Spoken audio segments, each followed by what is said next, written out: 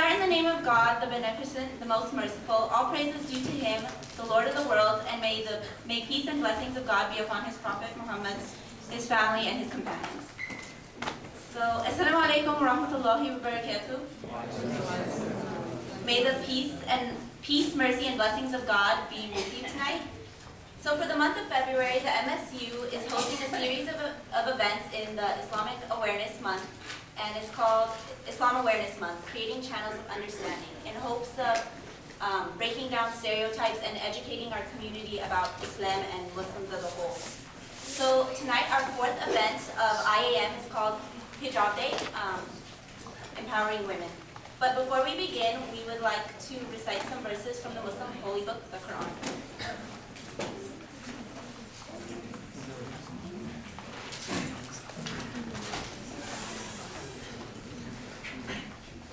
أعوذ بالله من الشيطان الرجيم والذين يؤذون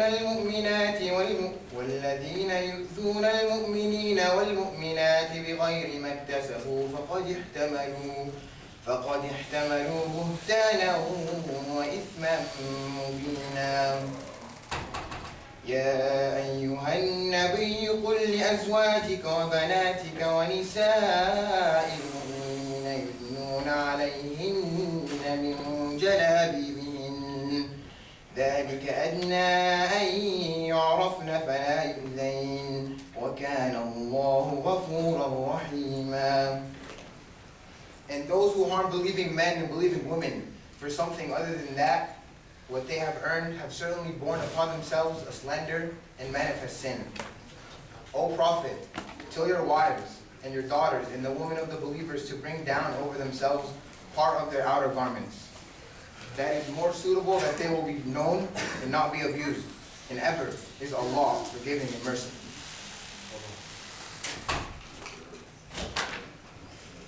Thank you for that beautiful recitation. So now I want to introduce our guest speaker. She's a passionate advocate for social justice. Maryam Amir Ibrahimi graduated from San Jose State University with a degree in child and adolescent development with research emphasis on equity and education. While at SJSU, Maryam served as the MSA president, working as an AmeriCorps member and interned at the Council of American Islamic Relations. Upon graduation, Maryam moved to Cairo to study Arabic and Quran, and about a year later returned, worked as a teacher. Maryam is currently pursuing a master's in education at UCLA. She has a second degree black belt in Taekwondo martial arts, loves playing basketball, and is happily married. Without further ado, Maryam.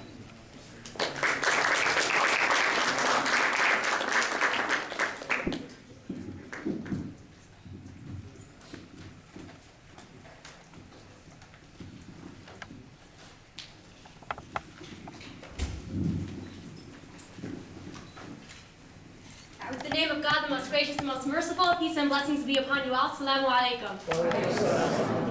Okay, how many people participated in Hijab Day today? Or for the guys, I think there was another challenge with the lowering the gaze. How many of you guys participated in that? Or I should say, how many girls participated in that? All right, tight. Congratulations, guys. MashaAllah. Okay, so MashaAllah means like by the will of God. So everyone, I want you to give yourselves a huge hug. So you did it. Okay. I want to tell you about my personal story about hijab and tie it into the reason why Muslim women cover. And so I want to start by telling you about the way I was raised. My parents converted to Islam before I was born. My dad was at UC Davis and my mom was at Iowa State. And they, were searching about religion and stuff like that, became Muslim, so I was born into a practicing Muslim family. But me, myself, I personally didn't really feel it, right? Like, have you heard people who are into spirituality but not really into religion, right? Have you guys heard of that? Okay, so for me, it was more like, I'm cool with like ideas and stuff like that, but I don't really know about like laws and like having to do regulations, and that really was not my thing, right?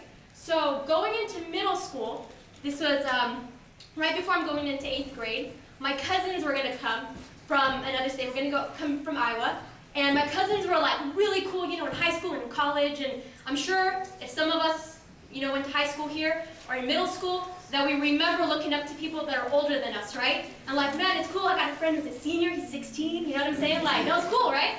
So I wanted to impress my cousins. My cousins wore hijab. So I was like, do it. I'm gonna wear it so when they come, they'll think how I'm so cool because I'm doing it too, right? So I put it on.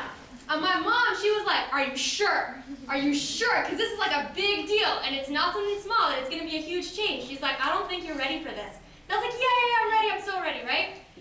And I was so not ready. So not ready. My dad was like, I'm proud of you, whatever you want to do, I'm just proud you want to do it and stuff like that, right? So they were cool with it. I started wearing it, I had a great summer, my cousins left. I'm back into Sunnyvale, Bay Area, the only person covering like hundreds of people in middle school. I'm like, what did I do?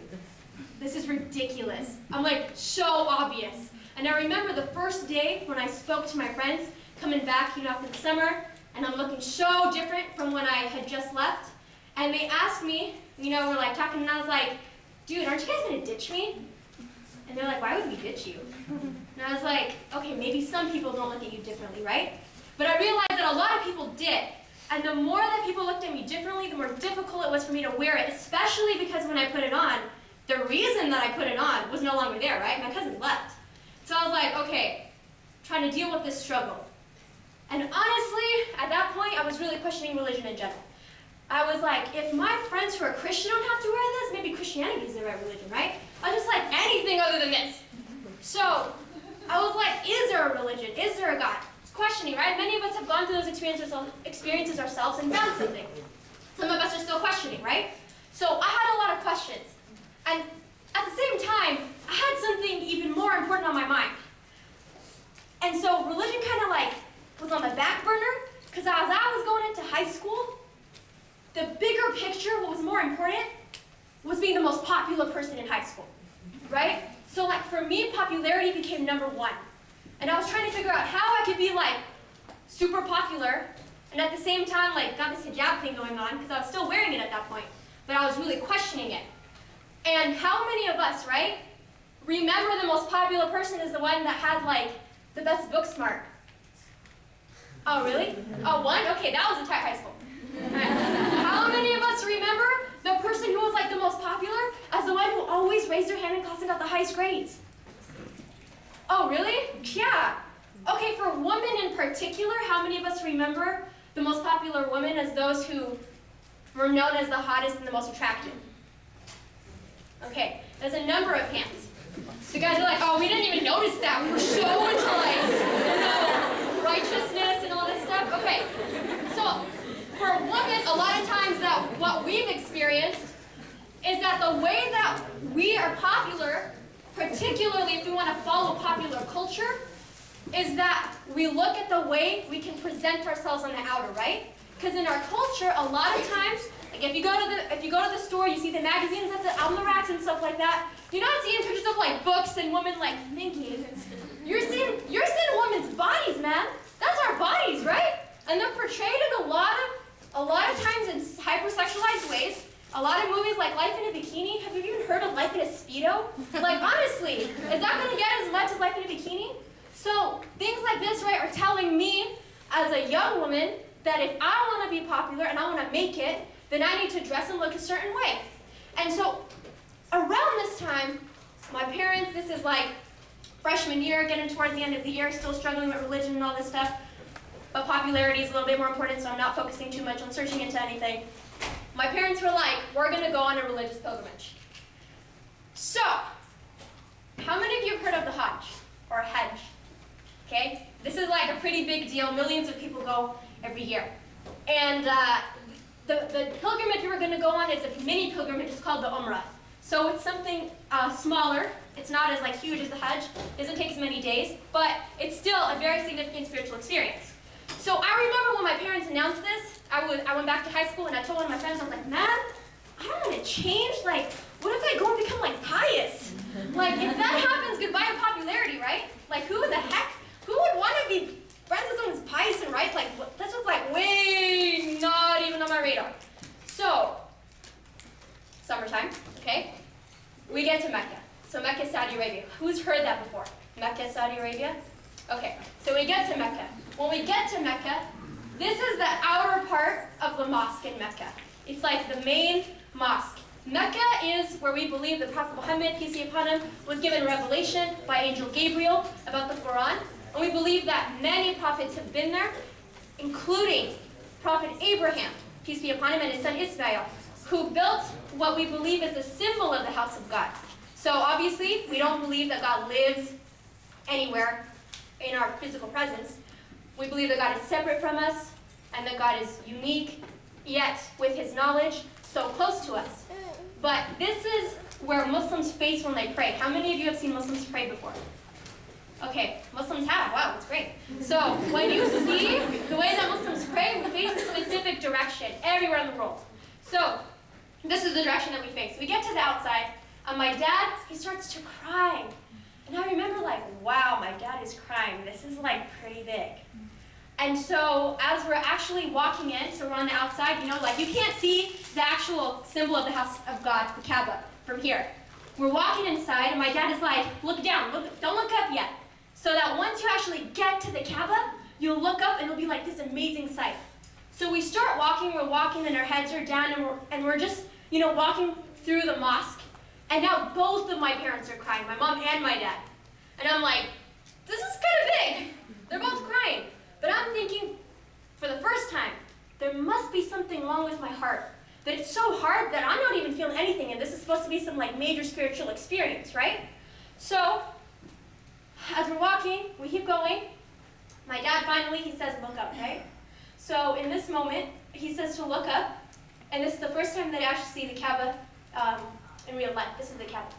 So, this was like, it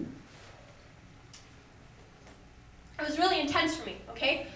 I looked up, and I remember it felt like my heart was like something grabbed it, and I suddenly felt, all this time I'm like trying to get popularity and all these things, trying to do all this stuff so I can be happy internally. It was the first time I felt like tranquility. It was the first time I felt real contentment. It was the first time I felt like real closeness to God. And at that point I was like, wow, dude, God must exist, because this is a crazy feeling.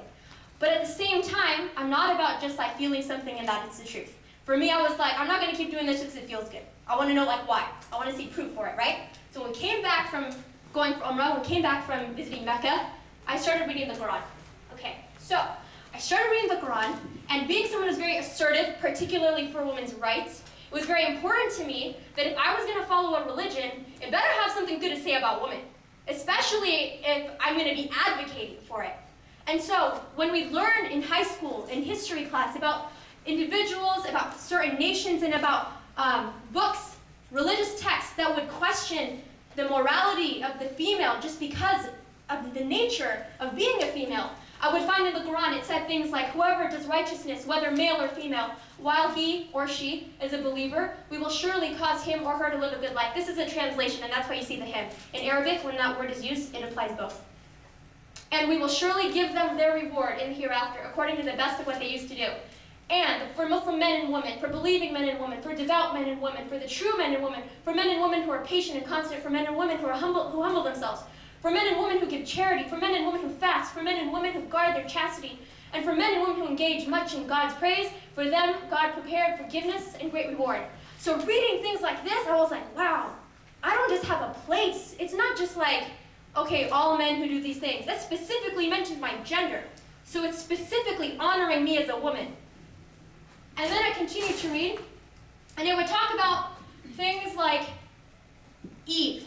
And for me, Eve was a big concept because I was learning, like when we're taking philosophy classes in high school, the way that in one religion it mentions that Eve was the reason for the downfall of men. And for that reason, women have to go through the pains of birth and through getting their menstruation and stuff like that. So for me to read something like Adam and Eve both were told not to go next to the tree, or to eat from that tree. And the Satan tempted both of them. And then they both went back to God, realizing that they were wrong. They both turned to him, asking for God to forgive them. And then God forgave them, and they were both forgiven. And then they came to earth, and then for me, to hear that woman was just as much in trouble, but she was just as forgiven because she repented,